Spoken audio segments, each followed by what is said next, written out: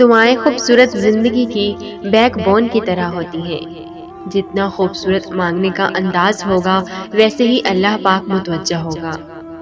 دعائیں زندگی کا وہ حصہ ہیں جو آزمائش کو سہل بنا سکتی ہیں، جو عرش پہ جا کے ان دروازوں کو بھی کھول آتی ہیں جو ہم پہ بند ہوتے ہیں، جو پگھلتے بے بس وجود کو سہارا دے سکتی ہیں۔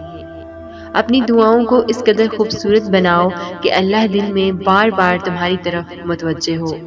بڑی دعائیں بہت انتظار کے بعد قبول ہوتی ہیں، کیونکہ اللہ وہ دعا سننے کے بعد سب دیکھتا ہے کہ جو چیز تم مانگ رہے ہو اسے پانے کے لیے کتنی کوشش کرتے ہو، کتنی محنت کرتے ہو۔ جس چیز کا تم جتنا چاہو گے اللہ اسی طرح وہ چیز تمہیں دے گا۔ وہ کہتے ہیں نا کہ اگر کسی چیز کو دل سے چاہو تو پوری کائنات اسے آپ سے ملوانے میں لگ جاتی ہے۔ اگر تم کوئی چیز پانا چاہتے ہو تو اس کے لیے تم تہجد میں دعائیں مانگ رہے ہو، تسبیح کر رہے ہو، انتظار کرنا پڑ رہا ہے، مگر پھر بھی صبر کر رہے ہو۔ اپنی حاجت ملنا ناممکن لگ رہا ہے، لیکن جب اللہ کو سوچتے ہو تو ممکن پہ یقین ہونے لگتا ہے۔ تب اللہ پاک معجزے کرتے ہیں۔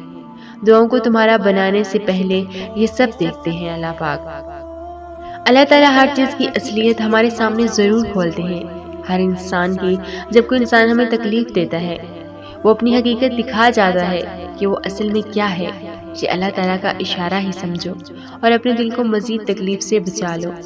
اس انسان سے خود کو دور کر کے دعا کیا کرو کہ اللہ تعالیٰ ہر اس چیز کو تم سے دور کر دے جو آگے جا کر تمہارے دل کو توڑ نہ دے، اور اللہ تعالیٰ اس چیز کو تمہاری زندگی سے نکال دے ان کی حقیقتیں دکھا کر۔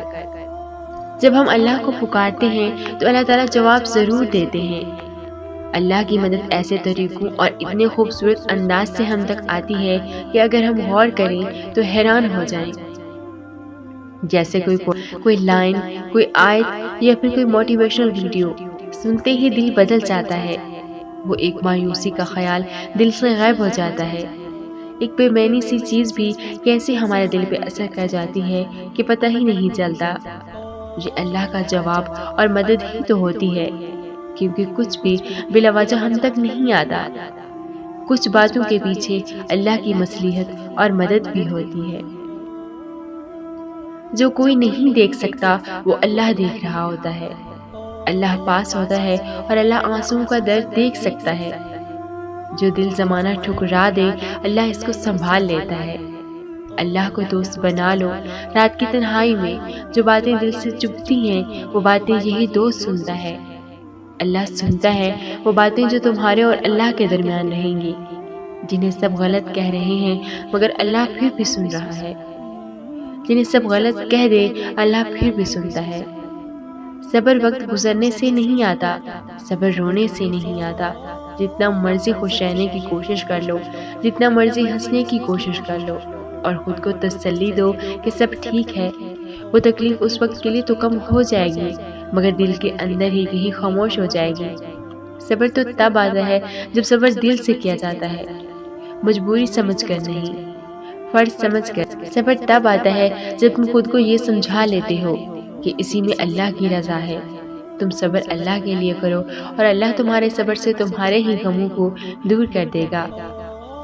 اماں کہتی ہیں کہ انسانوں کو اپنا نہیں بنایا کرتے، آج پیار سے بات کریں گے اور کل کو پہچاننے سے بھی انکار کر دیں گے۔ اللہ اب بھی جانتا ہے اور اسے آگے بھی سب پتہ ہوگا۔ تم جس حال سے گزرے ہو یا گزر رہے ہو، کیسے پہنچے ہو یہاں تک، اسے سب خبر ہے۔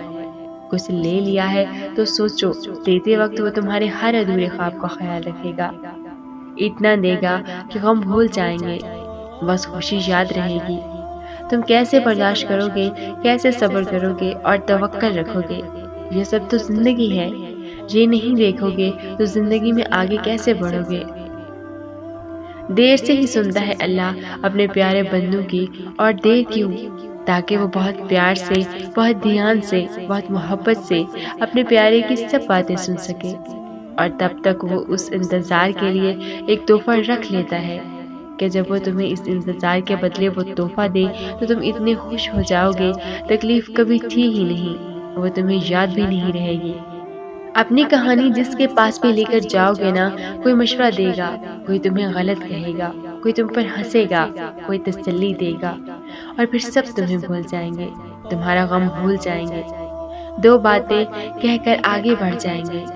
مگر جب اللہ کے پاس اپنی عرضی لے کر جاؤ گے نا، تو وہ سنے گا، مشورہ نہیں ہدایت دے گا، تمہیں غلط نہیں سکون دے گا، تمہیں بھولے گا نہیں، ہمیشہ یاد رکھے گا۔ سب بھول جاتے ہیں مگر اللہ یاد رکھتا ہے۔ اپنے اکیلے پن میں اسے یاد کیا کرو اور وہ تمہیں ہمیشہ یاد کرے گا۔ اپنی مشکلوں کو دیکھ کر لگے گا کہ دعا نہ جانے کہاں اٹک گئی ہے، دعا پوری نہیں ہو رہی۔ یعقوب کی دعا بھی تو سالوں بعد پوری ہوئی تھی نا، مگر ہوئی ضرور تھی۔ ایسا نہیں ہے کہ اللہ نے اس کی دعا نہ سنی ہو یا سنی انسنی کرتی ہو۔ اللہ نے سب سنا تھا، مگر جواب دینے کے لیے یعقوب کا صبر دیکھا تھا۔ تمہاری دعا بھی ابھی ناممکن لگے گی، مگر بعد میں موضوع کو دیکھ کر لگے گا کہ وہ تو کہنے سے پہلے ہی سن لی گئی تھی۔ انشاءاللہ تمہیں اتنا ہی آزمایا جائے گا جتنا تم سے برداشت ہوگا۔ گھر واپس جاؤ تو ماں دروازے پہ کھڑی انتظار میں ہوتی ہے، پہلے سے دروازہ کھول رکھتی ہے کہ ہمیں گھنٹی بجانے تک کا بھی انتظار نہ کرنا پڑے۔ ہی کام چھوڑ چھاڑ کر کہتی ہے، ہاتھ منہ دھو لو، میں کھانا لے کر آ رہی ہوں۔ خود تھکی ہوتی ہے مگر کھانا گرم کر کے ہی کھلاتی ہے، اور بس یہ سوچ رک جاتی ہے کہ یہ تو ایک ماں کی محبت ہے، تو 70 ماؤں کی محبت کیسی ہوتی ہوگی۔ ناممکن سا لگتا ہے نا کہ کوئی کسی سے اتنا پیار کیسے کر سکتا ہے۔ کر سکتا ہے، اللہ کر سکتا ہے۔ کہیں پڑھا تھا کہ اللہ کی محبت کی کوئی لمٹ نہیں ہے، اس کی محبت 70 ماؤں کی محبت تک لمٹ نہیں ہو سکتی، کیونکہ اس کی محبت تو ان لمیٹڈ ہے۔ جو جتنی کوشش کرتا ہے اللہ اسے اتنے سے ہی نوازتا ہے، اور انسان سمجھتا ہے کہ یہی اس کا نصیب ہے۔ انسان کا کام کوشش کرنا اور کوشش کے بعد دعا کرنا، اس کے بعد سب خدا پہ چھوڑ دینا اور اللہ کے کاموں پر یقین رکھنا۔ جب کوئی دعا قبول ہونے میں وقت لیتی ہے تو تمہیں لگتا ہے کہ بس اب کہانی ختم ہو گئی، اور پھر انسان وہ دعا مانگنا ہی چھوڑ دیتا ہے، مگر شاید کہانی تو وہیں سے شروع ہوتی ہے، اللہ اور انسان کی کہانی۔ جب انسان بے بس اور مجبور ہو کر اللہ سے اپنی دعاؤں کا نام نہیں لیتا، بلکہ اللہ سے اپنے بیمار دل کو ٹھیک کرنے کی دوا مانگتا ہے۔ دن گزرتے ہوئے وقت کا اندازہ نہیں ہوتا، مگر درد گزرتے ہوئے لگتا ہے جیسے وقت گزر ہی نہیں رہا، کیونکہ صبر کرنا مشکل ہے، مگر صبر کرتے کرتے اللہ تعالیٰ صبر کرنا سکھا دیتے ہیں۔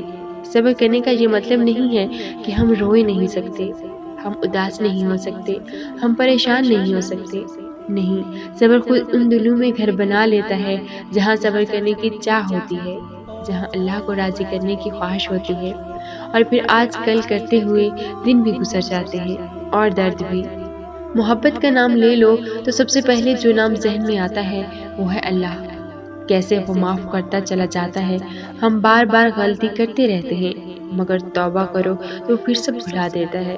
اس نے ہمارے لیے کتنی کہانیاں چھوڑی ہیں تاکہ جب ہم کہیں کمزور پڑنے لگیں تو ہمیں سہارا دے سکے، جیسے یعقوب اور یوسف سے صبر کی کہانی، جیسے ابراہیم اور اسماعیل کے توکل اور بھروسے کی کہانی، اور سب سے بڑی ہدایت تو قرآن ہے۔ اللہ ہماری سب باتیں سنتا ہے، کبھی بھی یہ نہیں کہا کہ جاؤ میں تمہاری بات نہیں سنتا، تمہاری دعا قبول نہیں کرتا۔